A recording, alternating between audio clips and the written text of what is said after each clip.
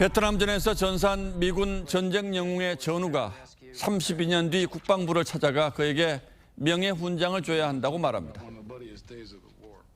Justice delayed is justice denied. 지연된 정의는 정의가 아니라는 법률 격언이죠. 지난해 어느 지방법원 배석 판사가 부장판사에게 이렇게 통보했다고 합니다.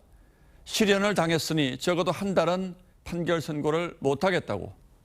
이혼을 해서 또는 스포츠 대회에 나가야 해서 석 달은 일 시키지 말라는 배석 판사들도 있었다고 합니다. 이렇게 속썩이는 젊은 판사들을 벙키라고 부릅니다. 권위적이고 일 많이 시키는 부장판사를 가리키는 벙커에서 파생됐죠. 골프장의 벙커처럼 탈출하고 싶은 선배라는 뜻이랍니다. 하지만 이용훈 전 대법원장을 비롯해 일엄난 벙커 법관들은 후배들을 혹독하게 단련시킨 명조련사였습니다.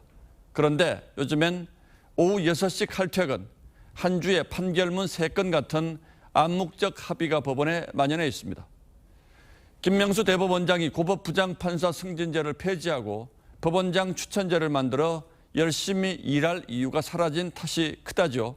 그 바람에 장기 미제 사건이 민사는 3배, 형사는 2배나 늘었고 지연된 정의가 폭주했습니다.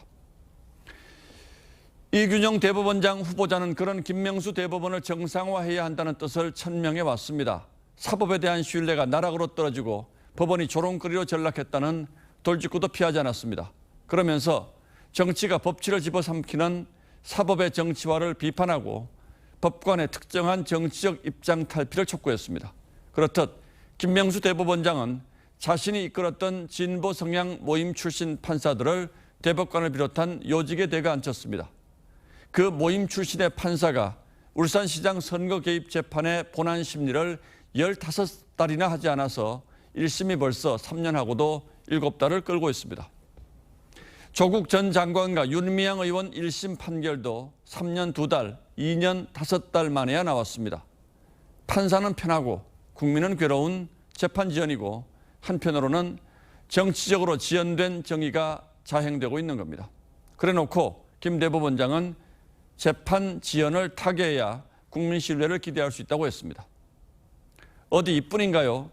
그 스스로는 정치판의 눈치를 살피느라 부장판사 사표 수리를 거부하더니 거짓말까지 했습니다. 그 말이 만천하에 공개되고 수사를 받고 있죠. 어느 인권법 연구의 판사는 재판이 곧 정치라고 했습니다. 노무현 전 대통령 명예훼손 사건에 이례적으로 징역 6개월이라는 중형이 선고된 것도 혹시 그런 이유가 아니었을까 하는 의심을 받고 있죠. 그렇다면 이제 더 이상 미룰 수 없습니다.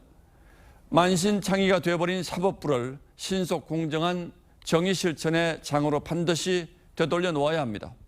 그 막중한 책무가 차기 대법원장의 어깨에 걸려 있습니다.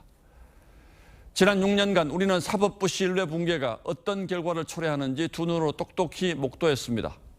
보수니 진보니 하는 정치적 잣대로 그 비극을 애써 외면해 왔을 뿐이죠.